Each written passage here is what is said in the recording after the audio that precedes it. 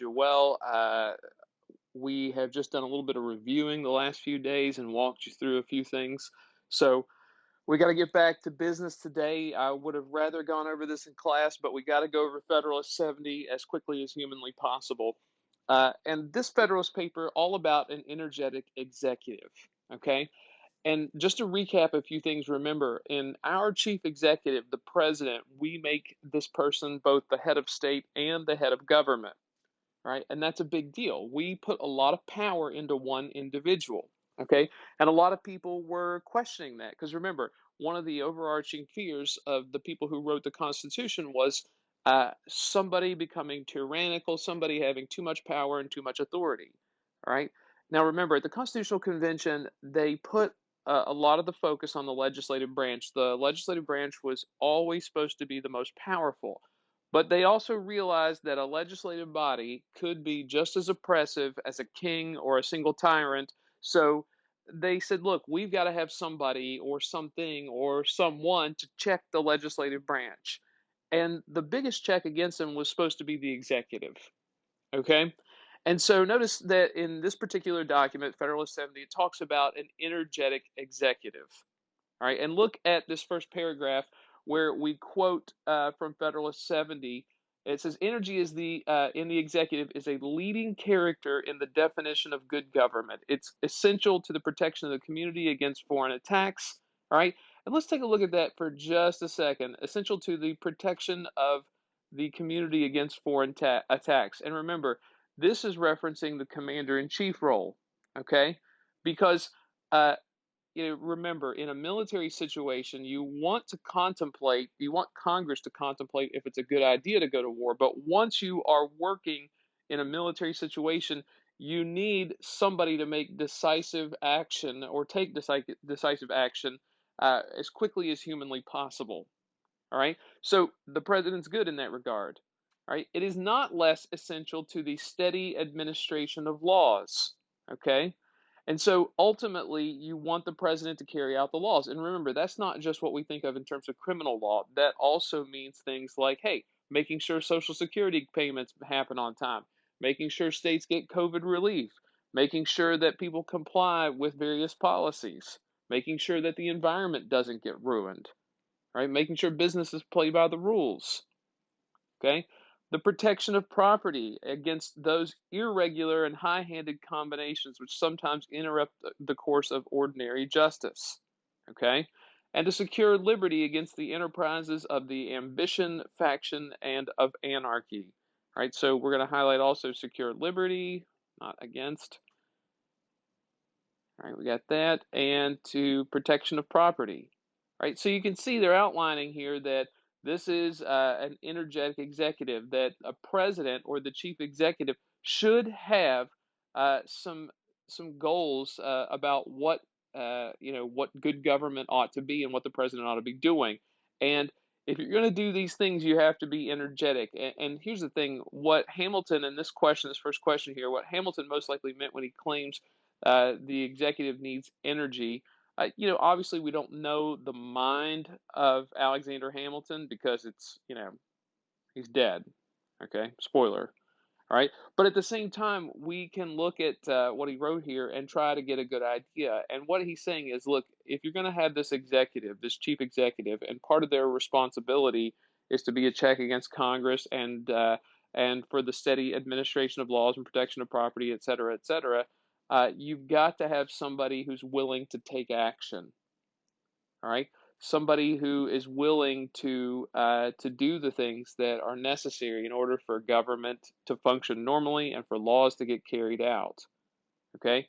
Now, question two, and this is we kind of alluded to this: why would early Americans fear an energetic individual running the executive branch?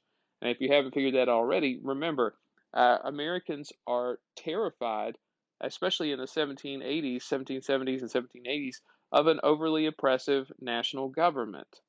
And they're like, hey, we just got away from a tyranny, from an overly oppressive national government where one individual terrorized everybody.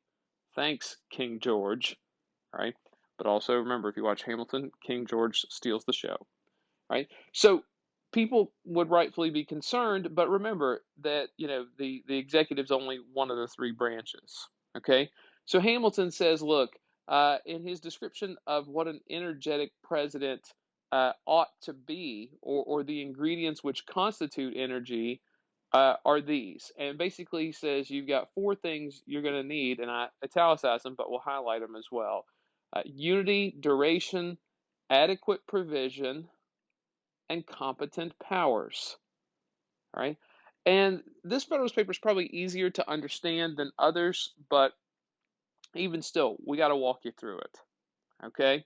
So this is the ingredients which you need, and let's take a look at the first ingredient. Okay. So it's like, hey, if you're going to be an energetic executive and you're going to protect against foreign attacks and you're going to administer the laws and you're going to protect property and secure liberty, then you got to have these four ingredients in an executive. Okay. And here's the thing, when he talks about energy, okay, every president, according to Hamilton here, is going to be set up to be an energetic president, and here's why: unity. Okay, here's what we mean by unity in the executive. And Hamilton, to identify what unity means, he's going to explain how it can be destroyed. He says unity can be destroyed in two ways: either by vesting power in two or more magistrates of equal dignity and authority, or by vesting it ostensibly in one man, subject in part or in whole to the control and cooperation of others. And what he's talking about here is, when we say unity of an executive, we mean it's a single person. Okay? A single person. He says, look, we had to make the executive branch subject to one person. Okay? And look, once again, remember, we do things very much differently than other nations. Their executive power can be broken up frequently, and the head of state and head of government are different people. And then other democracies have a president and a prime minister. All right. And there was a lot of debate at the Constitutional Convention about how we should do our executive branch. And some people wanted instead of a single president, they wanted a council of revision. Some people suggested multiple chief executives, but Hamilton says, look, the best way to carry out the laws, prevent the check, or to allow the check against Congress, and to protect property and protect against foreign attacks, is to have a single person, unity. You can't vest that power in two or more magistrates of equal dignity or authority. It doesn't work. He said that's not a good idea. Okay? But he also says here, in terms of, he says, you don't want to put it in one man who's subject in whole or in part to the control and cooperation of others. And that's referencing, like, for example, a prime minister. And most prime ministers, like, for example, in Great Britain, Parliament appoints the prime minister, and they can take his power away. They can strip him of his job if they don't believe he's doing it effectively. The prime minister can be taken out of office at any moment. And so it's like, look, in that situation, the chief executive, like the prime minister, is subject to another group. Basically, he's got to make Parliament happy. Here in the United States, not that way. All right, Congress can be really annoyed with the president, and he's still the president. Okay, so Hamilton says if you want an energetic president, you got to have unity, meaning a single person who is the chief executive. All right, so let's take a look at duration, the second ingredient. Okay, duration has and you could probably make a guess this here too about what duration means. The time frame of the president's tenure in office, right? How long does he get elected? And it says duration has two objects: the firmness of the executive in the employment of his constitutional powers and the system of administration, and a duration of 4 years will contribute to the firmness of the executive, right? And it says it's sufficient to the degree will render it a valuable ingredient, but it's not long enough to justify any alarm to public liberty. Okay? And so they're arguing here, yeah, we do put the fact that they mention unity first. He says this is a single individual who's going to have a lot of power, but at the same time, 4 years allows you to do something as your as your chief executive, but it's not long enough to alarm the public liberty, because in 4 years, if you don't like the guy, or in this case, the woman, because women can be president too, people, then you can vote them out of office. All right. So you have two ingredients so far: unity, you need a single person as a president, and duration, like a sweet spot, long enough to accomplish something and demonstrate leadership, but at the same time, not long enough to justify public liberty. You wouldn't want a 1 year president because ultimately it says a duration of 4 years will contribute to the firmness of the executive, meaning that you want to give somebody enough time to implement their policies, and a year is not very long at all. Back in the Roman Republic, pre Julius Caesar, you had a consul who was elected every year, and that's just absolutely ridiculous. In fact, they had two consuls, which was another mistake. But the Roman government, obviously, we learned from that, and we're like, yeah, we should probably make that a little bit longer. But at the same time, you don't want it long, like so long that that a person would be a threat to liberty. Okay, so the duration, that's something else. You've got to have a presidential time frame where they're able to administer the laws, they're able to demonstrate what they can do, but at the same time, you don't want them in there long enough to where they could cause problems. All right, the next ingredient, adequate provisions. The third ingredient in executive authority is adequate provision for support. Now, this one right here, a couple people have already asked me about this, and what they're referring to here is money. What's the best incentive to getting somebody to do a good job? You pay them. Okay? All right. Now, they said, look, if you want an energetic president to get the laws, various laws passed, and to be a good representative government, you've got to pay them.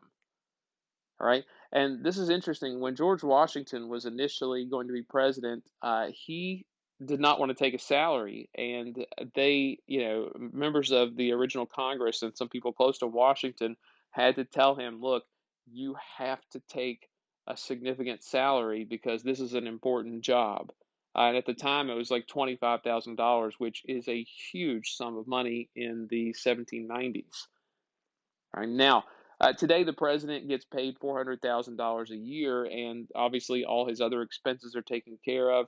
There are a lot of perks that come with being president, which make it a very valuable job. But sometimes I think they should probably, you know, make that even more significant. Okay, now here's what's concerning too. Still, it says the legislature, with a discretionary power over salary and emoluments, which is basically like perks or benefits, could render him obsequious to their will that they might think proper to make him. Okay, and it says ultimately the lawmaking body still controls the president's salary, and that's a little bit concerning sometimes. And it says they could either reduce him by famine, meaning that you could mess with his salary and take him down to nothing, or tempt him by largesse, which means that they could try to bribe him by increasing his salary to surrender to the discretion of his judgment and their inclinations. And so ultimately it says, look, you have to provide adequate provision for his support. You have to pay the salary of the president in such a way that it will induce good people to the job. And that's one of the things that I would argue that we should increase the president's salary because $400,000 a year, and yeah, there are a lot of perks with it, including the power itself. But I think that you might draw more people to the job if you were offering more money. Okay. But ultimately, they're like, you have to make this, you have to incentivize this job because it's a difficult job. And one thing we've noted, if you look at presidents from the time they go in office to the time they go out, 8 years or even 4 years, and they age significantly. Okay. Finally, the last thing here, competent powers for the president to effectively ensure the laws are carried out. And this is, what do you think? We've talked about presidential powers. What do you think the most significant power the president possesses would likely to be? And it's like, hey, if you want a good administrator, you have to empower them to do certain things. And in this case, I would argue, and probably you should look at it, and I don't know why Adobe just did that. That was not very nice of them. But the president's powers, or at least the most significant power that he probably has, is his ability to veto legislation. Right? That's a big one. Okay? Because he acts as an effective check against Congress and he can help guide legislation by threatening to veto certain things or promising to sign certain bills if Congress acts on it. All right. So Federalist 70 says, look, You need an energetic president, somebody who can do all of these things. And if you want an individual who can do all of these things, then you have to provide the following ingredients. You have to have unity, a single executive. You have to have a duration, meaning you have to allow for the president to do an effective job, and at the same time, you don't want him in there long enough that he could screw with your liberty. You have to provide adequate provision, meaning that you have to incentivize this job. You have to provide enough money and perks to get people to want to do it, right? And finally, you have to give them competent powers. You have to give them the ability to do those jobs. And remember, for example, we talked about the president's role as commander in chief, the ability to veto legislation, the pardoning power, the take care clause, making appointments, negotiating treaties. The president has quite a bit of authority for this one person. Okay. If you got questions or comments about Federalist 70 or this particular article, feel free to let me know. Hopefully, I'll see you guys tomorrow.